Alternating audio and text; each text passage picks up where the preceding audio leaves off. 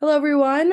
Today, we are going to take you through the foundation of self-healing communities of Greater Michiana and introduce you to an expanded understanding of adverse childhood experiences. My name is Karina Duffy. I work as the Self-Healing Communities Coordinator, and I am a recent graduate of the University of Notre Dame in neuroscience and theology. And my name is Spesia. I'm a data analyst with the University of Notre Dame Psychology Department. I work in the suicide prevention lab, and I serve in the quasi-official role of the Positive and Adverse Childhood Experiences Coordinator for Self-Healing Communities, which is a role that I previously held for the St. Joseph County Department of Health here in Northwest Indiana. So the mission of Self-Healing Communities of Greater Michiana is to nurture personal and community well-being through the neuroscience of human resilience and the celebration of our collective strengths. And our vision is to increase protective factors, these buffers against toxic stress throughout the region, especially increasing 1 to 2 caring adults in every person's life. Because in the original research, we saw that they saw, not us, thank God. The researchers in the original paper of the self-healing communities model saw that adults who have 2 or more people to rely on are 65% less likely to go hungry because they don't have enough for food, or 94% less likely to report being depressed all or most of the past month. So it really showcased how important having meaningful and trusting and caring relationships are in a person's life. And our goal is to teach everyone in our community to take care of themselves and each other in a way that prioritizes caring for the nervous system. And our 3 main domains of our self-healing communities is to increase protective factors, so increase these things in a person's life that buffer against stress on the system, and especially increasing high-quality adult-child relationships and high-quality adult-adult relationships, because we never grow out of our need for meaningful relationships. Our second domain is to build resilience through the understanding of near-peace science, which stands for neuroscience, epigenetics, adverse childhood experiences, resilience, and positive childhood experiences and protective factors. And our last domain is to support community engagement by bringing people together to celebrate each other and provide positive experiences and resources for the community. And so our goal is to increase awareness of our nervous systems. And you might be asking yourself the question, why is it important to know about the nervous system, to prioritize caring for the nervous system? Well, it's because we all have one.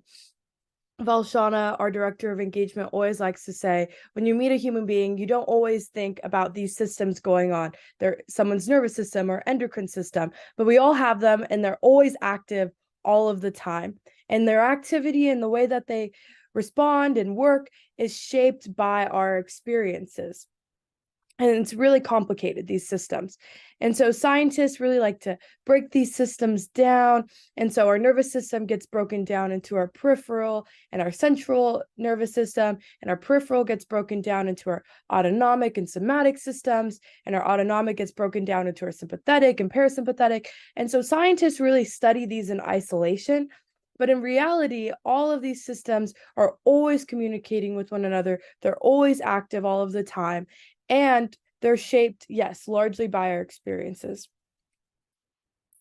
And so in the field of neuroscience, we like to talk about the brain as a situated organ. And sometimes I even think, what does that mean? What does situated organ mean? And it means that not only is the brain situated in our skull, but it's also situated in the environment. And so when a baby is born, it is completely dependent on its experiences, on the sensory information coming in to make these connections in the brain. Without any sort of attention or any sort of care, then the baby will die. And so over here on the right, you see 3 panels, and these are brain cells called neurons. And so our brain is made up of about 86 billion neurons, and we have those same neurons throughout our whole lifetime. And at birth, they start off as little seeds, and as they develop, so this is by 3 months of age, they turn into little saplings, growing connections. And then by 2 years of age, there are these beautiful oak trees and making different connections with neighboring brain cells, neighboring neurons. And every single connection that it makes is shaped by the environment. So all of the different teeny tiny connections is really formed by what situations. And these connections are what allow us to move in the world, to perceive the world, to engage with the world, to react to the world. And so every single human has a brain that is a unique combination of their different experiences. It can be the combination of having consistent caregivers, consistent access to food, or food insecurity, or neglect. And so all of these experiences during childhood really form the way we engage with each other and with our surroundings. And so this brings us to what is formerly known as ACEs science. And so ACEs stands for Adverse Childhood Experiences. And the term was first coined in the result of this study by doctors Anda and Filidi, which came out in the mid-1990s, that found that specific forms of childhood adversity had a lifelong impact on mental, physical, and behavioral health problems.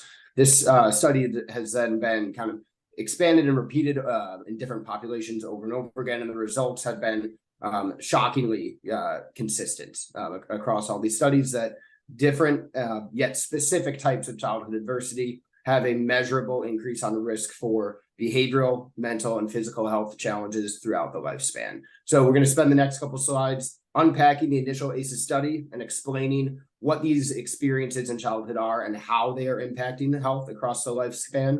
And then once everyone is a little bit more familiar with the idea of ACEs science, we will then take a step back and talk about all of the things that the ACEs study does not describe, and some of the ways that self-healing communities tries to fill in the gaps that ACEs science inevitably leaves us with. Next slide. So the original ACEs study and the ACEs, if people in this field talk about ACEs, they're usually describing these 10 specific types of experience. And so the 5 that you'll see on the left, they're grouped as abuse and neglect, are traditional forms of child maltreatment, right? That these are physical, emotional, sexual abuse in childhood, physical and emotional neglect. These are things that people have known are damaging to children and that we already have systems in place to prevent. And so when the ACE study identified that these things, that those 5 forms of abuse and neglect had a lifelong impact on health, it wasn't necessarily groundbreaking. It's the 5 on the right that was one part of what made the ACEs study such a field-changing piece of research, which identified different types of relationships and environments within the household that had that could also increase this risk for health problems. And many of these things that are right now categorized as household dysfunction are both very common and oftentimes not even illegal, right? Divorce is actually a legal process. Witnessing domestic violence, of course, is illegal, but mental illness, caregiver mental illness, not something illegal in the way that child physical abuse would be. Incarcerated relatives, substance abuse in the household. So taken together, these 10 things are what constitute adverse childhood experiences. And part of what made this such a breakthrough research was, one, this idea of adding the household dysfunction category, not the idea of adding it, but the finding that household dysfunction had this similar impact on health.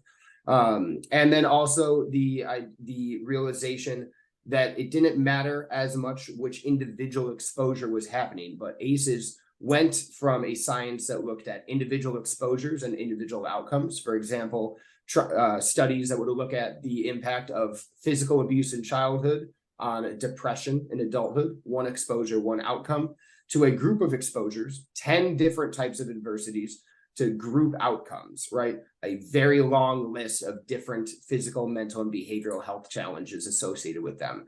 So ACEs broke us away from this one exposure, one in, one out way of thinking about health and wellness, and rightfully started to name that it is the environment, the context within which we're growing up that has a big impact on our health. Next slide, Karina. So The ACEs, those 10 ACEs that we just saw, the 5 forms of abuse and neglect and the 5 types of what are termed household dysfunction, are measured very simply. You just can ask people if at any point in their childhood, any of those 10 things happened to them. So this is an example of one of the more common ACEs questionnaires, where it is just a list of 10 questions asking about those different 10 exposures. Respondents would check which of those experiences they had, and the total number of checked boxes is what is called an ACE score. You see that bolded at the bottom of the graphic there. Your ACE score is total number of checked responses. And that brings us then to another key way that ACEs are described, is the idea of an ACE score, that there are 10 experiences that the science shows lead to increased risk for different health outcomes, and you can have a score between 0 and 10. You can have experienced between 0 or all of those different traumatic experiences. And so the ACEs questionnaire is the way that at the population level, the way that the CDC and departments of health track ACEs is by asking a lot of people how many of these experiences they have, and that score becomes their ACE. Their response becomes their ACE score. Now, there are some limitations to this score that we'll touch on later that especially play a big factor when we think about preventing ACEs. And namely, I don't want to bury the lead here, is that asking people how many of these experiences they had does not touch on the duration of those experiences or the severity of those experiences. Nor does it touch on any other extenuating circumstances like protective factors or supportive adults that could help offset some of the harms of the ACE occurring. So a quick example would be something like divorce, which is one of the 10 ACEs. And I'm sure everybody watching this, you can picture in your own life, in the lives of friends and family, sometimes parents get divorced and it's devastating to the children, and sometimes it seems to be less devastating, right? And that's because there's more going on than just, did your parents get divorced, yes or no? There are all these other factors that make a divorce more or less damaging to a child, and an ACEs questionnaire is not able to capture any of those other key details. So that's one of the main limitations of the ACEs, of the ACE score as a tool, but it is one of the more efficient ways we have of tracking ACEs. Next slide, please. And so in the original research, they found that there was this link between adverse childhood experiences and future health outcomes. And so a greater number of ACEs would be correlated with an increased risk for smoking, alcoholism, and drug abuse, or poor self-rated health. And so really, these early life experiences can influence health in the long run over the lifetime. One of the reasons that we in self-healing communities and that public health and psychology and fields in general are focusing so much on adverse childhood experiences is because they are extremely common. And that these experiences, again, the science has shown over and over again that as ACE scores increase, risk for adverse health outcomes also increases. And that becomes especially troubling when ACEs are so common. So national estimates suggest that at least 60% of American adults have at least one ACE, and roughly 1 in 6 have an ACE score of 4 or more.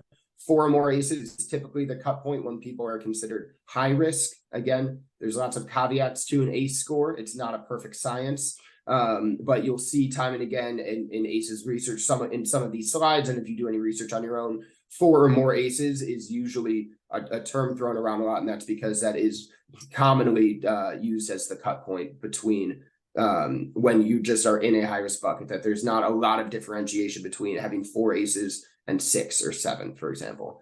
And then locally, again, we're located here in Indiana, so we see very similar rates of ACEs at the state level with no local data, which is a common issue for local practitioners around the country, that there's not a lot of county or city level ACE tracking being done, except in certain states and with some small exceptions. Critically, again, that these estimates are rough estimates and are typically conservative estimates. So from a research side of things, that means that the number is in real life is probably higher. More than 61% of adults probably have at least one ACE. but using a conservative way a safe way of measuring and tracking ACEs, we are likely undercounting rather than overcounting. So ACEs are quite common among U.S. adult populations, which means that they're quite common experiences for children as well. Next slide. And then the second thing that makes ACEs so pressing is that they are both common and deadly, right? That there's not a ton of time being spent on treating and preventing the common cold, although it is common, because it is not deadly, right? And that there are any number of very deadly diseases that are quite rare that have much less funding and research being put into them than other domains of health. So ACEs are such a big focus area because they have this kind of double negative, right? They're both common and they are deadly. So this graphic here is an overview, a longer list of ACE-associated health outcomes is the term. And so on the left column, we have all of these health conditions that increase in likelihood of occurring as ACE score increases. And this is a list of ACE-associated health outcomes for children. So these are health challenges that you will see that you are likely to see during childhood for ACEs. So we talked a lot about, and the initial research is about how ACEs impact adult health, right? That these early childhood experiences have some staying power that 40 years later, right, there are still a measurable relationship between an ACE score and health conditions. And what this graphic is showing more than anything else is that a lot of those adverse health outcomes, those poor health conditions, start occurring even in childhood, right? That it's not just a long delay between ACEs and poor health, that in many cases it can start almost immediately. And so some of the things that I've highlighted here with the red boxes, obviously everything on this list is bad and that you wouldn't wish this on any kids anywhere. But that what we're seeing here are a lot of what we would call behavioral health things like use of alcohol and drugs, aggression and physical fighting, repeating a grade, right?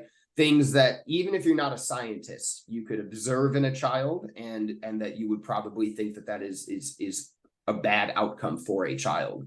And so this is meant to highlight that a lot of the ways that ACEs are impacting children are things that if you work with children, you've probably seen before, right? That these are really common issues, especially with high-risk children that are tightly tied to exposure to ACEs, exposure to adverse childhood experiences, and that it does not take a scientist or a doctor to be able to see some of these ACE-associated health outcomes. And that now, hopefully, we hope to equip you with the knowledge that many of these ACE-associated health outcomes, right, aren't conscious decisions. They are, in fact, kind of responses to some of these early forms of childhood trauma. Next slide. Similar looking graphic at ACE-associated health conditions, this time for adults. We see up near the top, not in the boxes, but the physical health outcomes are much more adult focused than the child boxes, right? Stroke and COPD, as damaging as ACEs are, you're not going to see many children who are suffering from strokes. But so we see that these are more adult physical health outcomes. And then as we look down all the way at the bottom of the box, we see again some of these behavioral things that are not always commonly associated with ACEs, but are very visible and remain kind of scourges to society. This idea of violence, victimization, and perpetration. And this is particularly interesting because if you remember from the first graphic with the 10 ACEs back when I first started speaking here after Karina, one of the ACEs is witnessing domestic violence. And we see now that ACEs increase your risk for being a victim of domestic violence or of intimate partner violence, which means that ACEs in this way we can already see become this kind of negative adverse cycle where ACEs beget ACEs in a way that exposure to ACEs increases your risk for exposure to ACEs, which is another one of the kind of the thorny problems that we need to get to when we think about ACE prevention. Next slide. And so just to add another layer of how ACEs affect individuals, I'm not going to get into the whole circuitry here depicted, but ACEs really affect our neural architecture, the ways in which our different brain regions connect with one another is affected by these early experiences. And so this just shows one small example of how chronic and toxic stress can affect our bodies and our brain stress response system, and weaken connections in those regions of the brain. So really, ACEs can get into even the small like connections in our brain, the intricate connections in our brain. And so also ACEs, this graph always is hard for me to understand, but what it's really showing is that this is a population attributable risk graph, and it shows that whatever the exposure is, if we got rid of this exposure, we would eliminate a certain percentage of risk for these different health effects. So what I mean by that is that if ACEs weren't a thing, if we got rid of ACEs, then we would eliminate 69% of the risk for serious and persistent mental illness. If ACEs weren't a thing, then we would eliminate 67% of the risk for suicide attempts.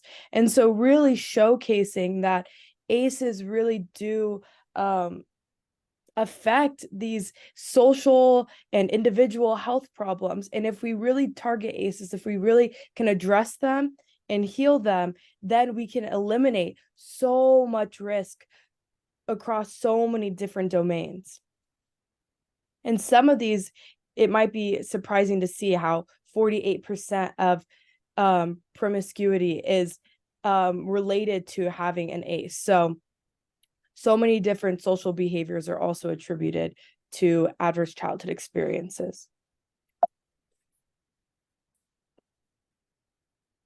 One of the key things that hopefully is coming through in this presentation so far is that as ACE scores increase, the risk for these health outcomes increases, and that the health outcomes are very broad, right? Karina was just touching on that a little bit with kind of the breadth of ACE-associated health conditions shown in the oil slick graph. And you probably saw that in the ACE-associated health conditions for children and adults, that we see physical outcomes in adults like stroke and kidney disease. We see mental health outcomes like suicide and suicidality, and we see behavioral health like violence perpetration and violence victimization.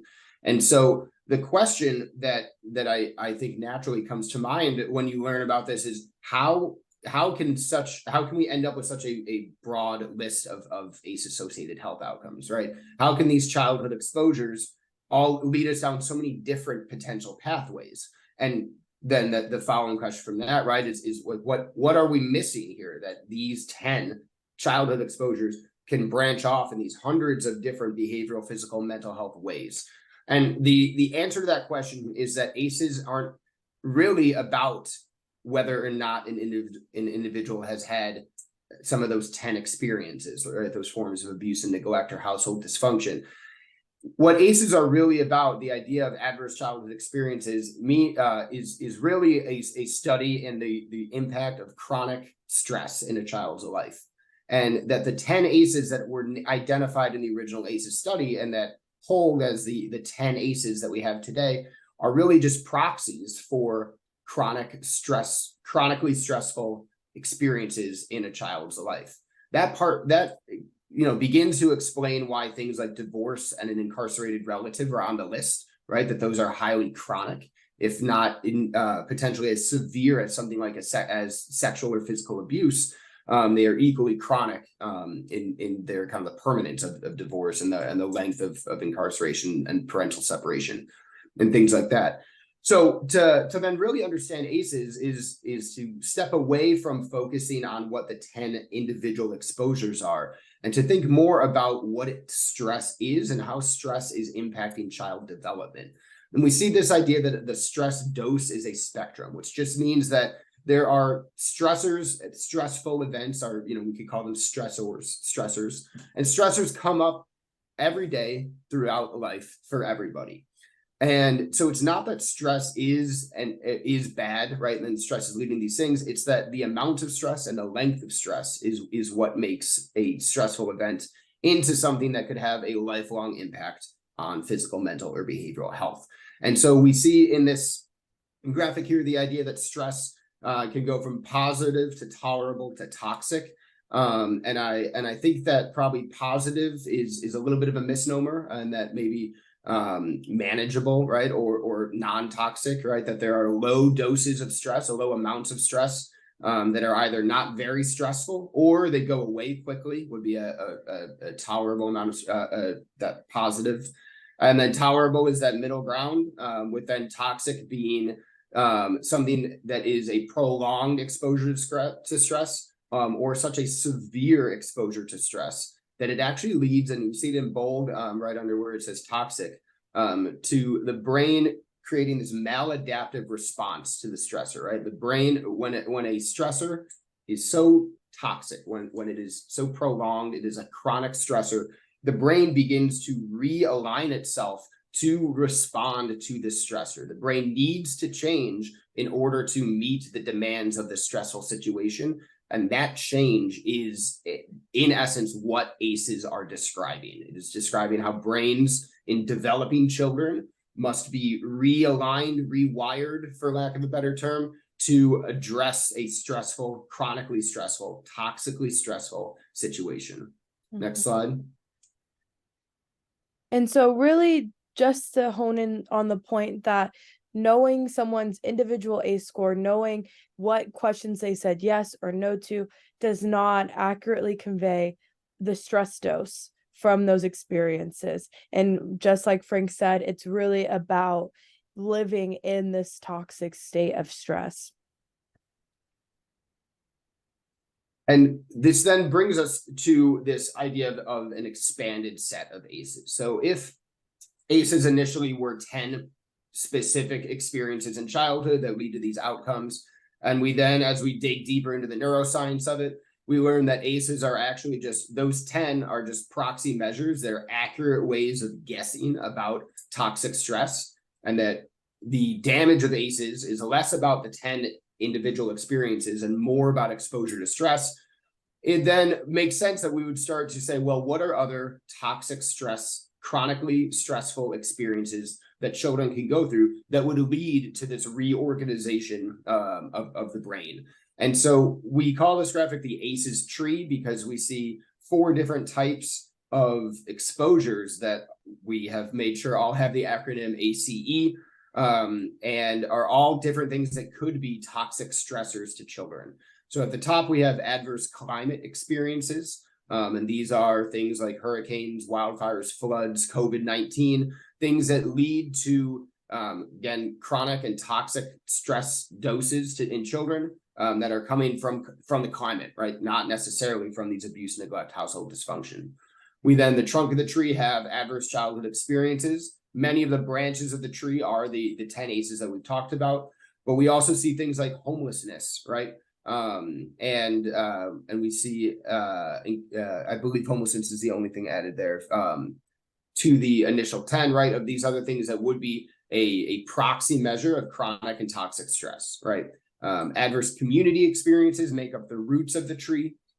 These are things like poverty and violence, lack of economic opportunity, things like that, that are feeding in and that are kind of potentially these root causes of these more visible adverse childhood experiences, but are also these toxic stressors.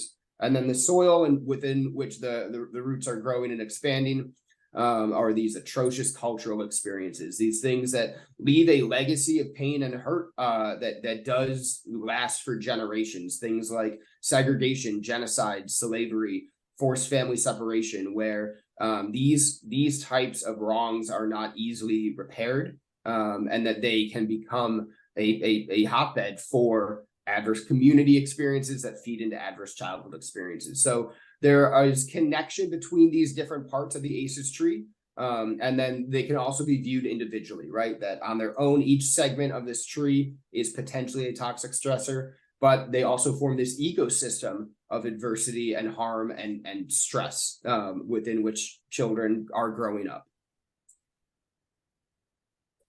But ACEs are not destiny. And so this is something that I think can get lost a lot in ACEs presentations. The idea, a lot of presentations focus on the research.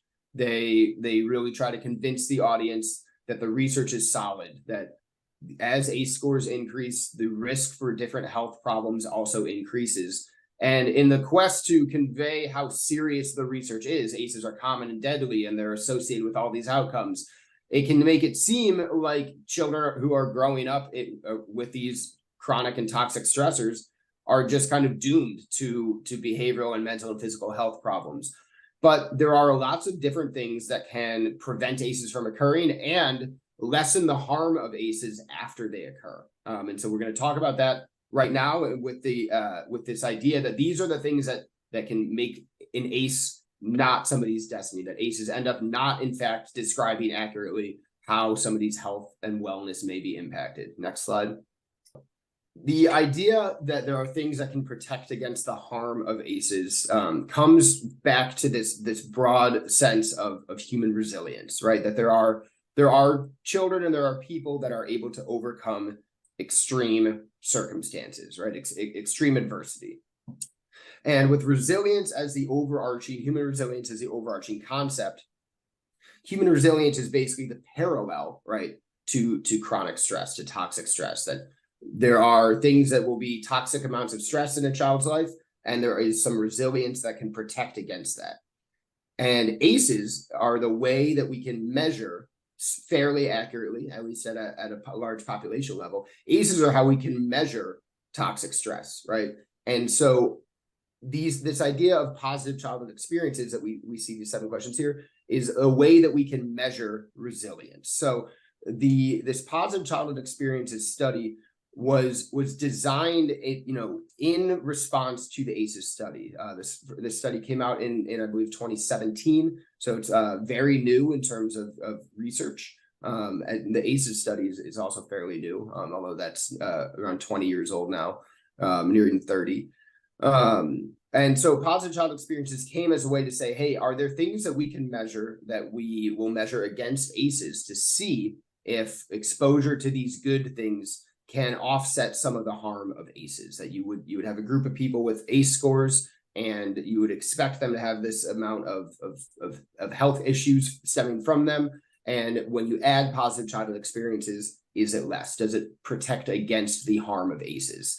And so these 7 questions are what we call positive childhood experiences, or PCEs. And together, these 7 with the 10 ACEs are positive and adverse childhood experiences. And they basically give us a more complete look at the factors in a child's life. That an ACEs score just asks about exposure to these 10 types of adversity. It doesn't touch on duration or severity of exposure. It doesn't really get into the nuances of what is tonic and toxic stress.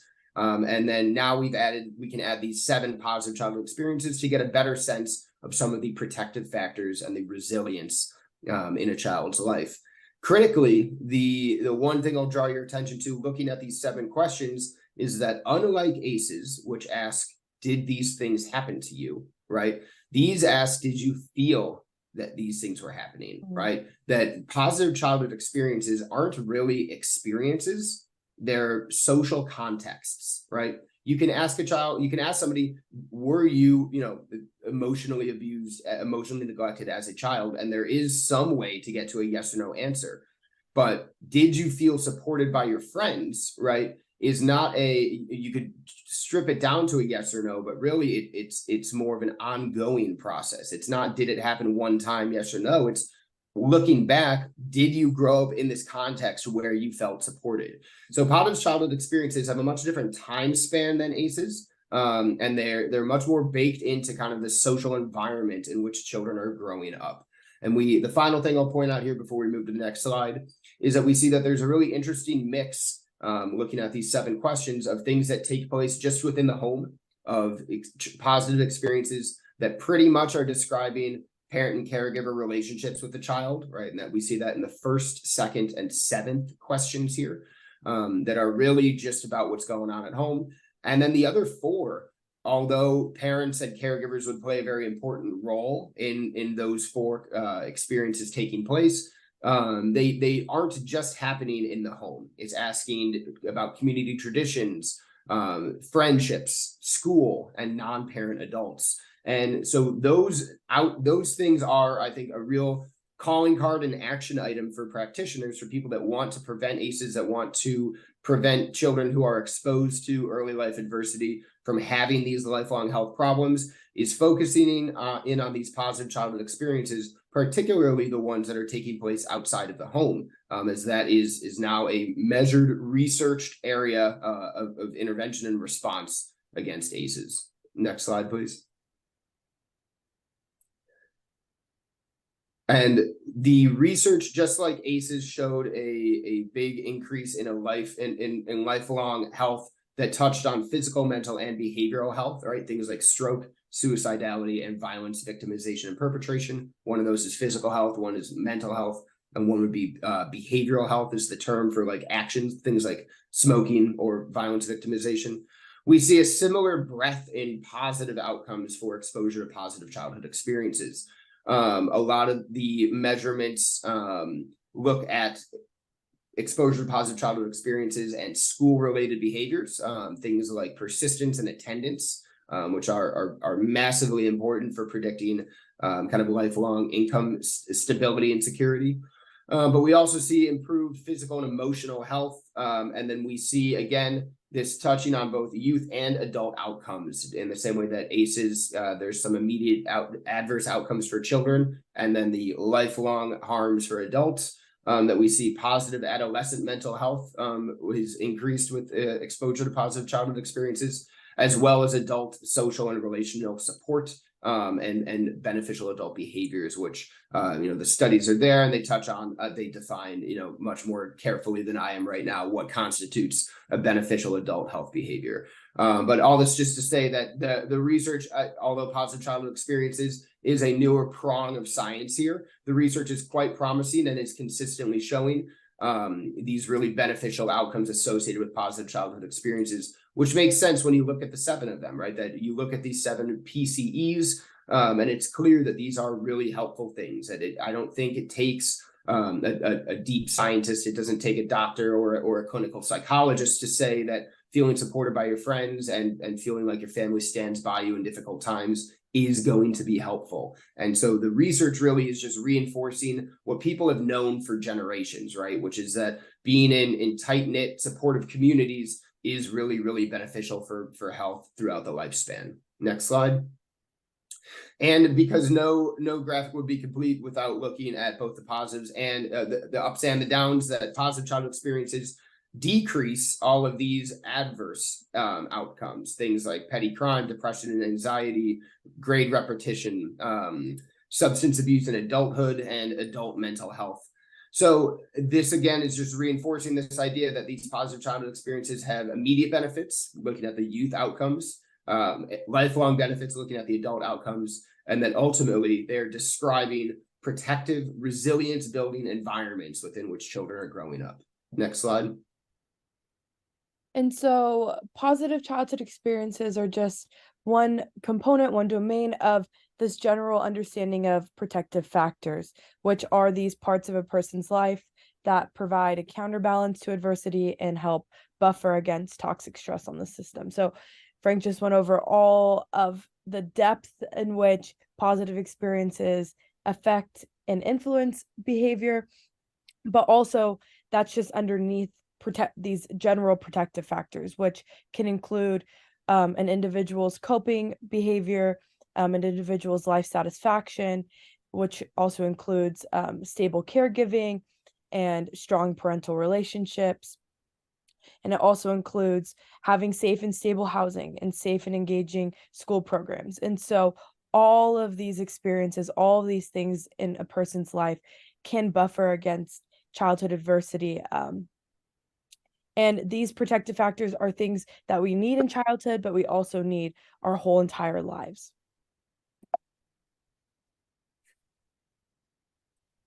So at this point, we've talked about ACEs and the foundational ACEs science, the idea that these 10 experiences have a lifelong impact on health. We've then unpacked some of that ACEs science to say that it's actually not about the 10 experiences at all. It's about toxic and chronic stress. Then we've then expanded our understanding of ACEs to include adverse climate experiences, adverse community experiences, atrocious cultural experiences, this idea that if ACEs are actually really just a measure of toxic stress, that there are other things beyond those 10 experiences that are toxic stressors, and how do we create a broader understanding of ACEs that, while remaining true to ACEs science, also incorporates the broader stressors that exist in life and in communities. We then took even one step further back by saying that these ACEs, although they are so consistently associated with all of these poor health outcomes throughout the lifespan, are not destiny, that there are things that can happen that can offset the harm and impact of ACEs, and that those are measured through positive childhood experiences.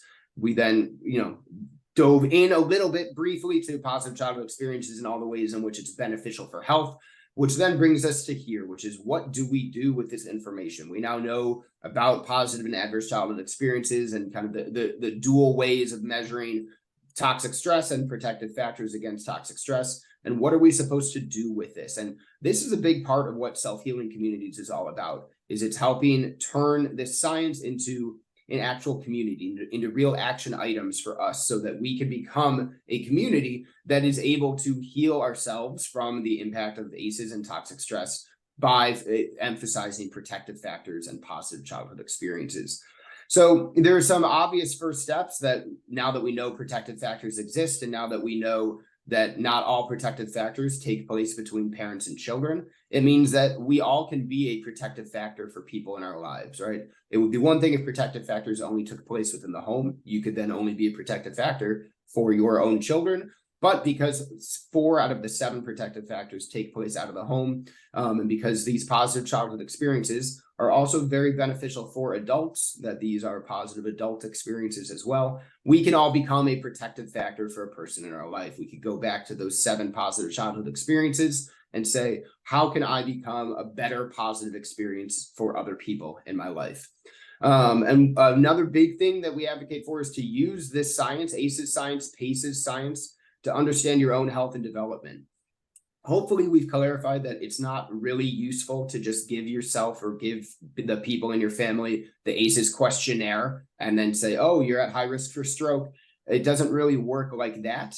But what ACEs science is really helpful for is understanding some of the challenging behaviors and challenging outcomes in your own life or in the life of those in your family, right? And understanding that behavior is tied to experiences, and that our brains develop to respond and cope with stress, and that could explain a lot of why people respond to certain environments and situations in potentially harmful ways. And there's a lot of really helpful and really approachable research on this. And we've got links through the self-healing community websites and things that will help connect you with this. Some of the things that ACEs science does best is help provide the real context for different the behavioral side of ACEs, right? Of why people are responding to stressors in specific ways, in a way that it is really helpful for people to evaluate their own life and better understand their own health and development.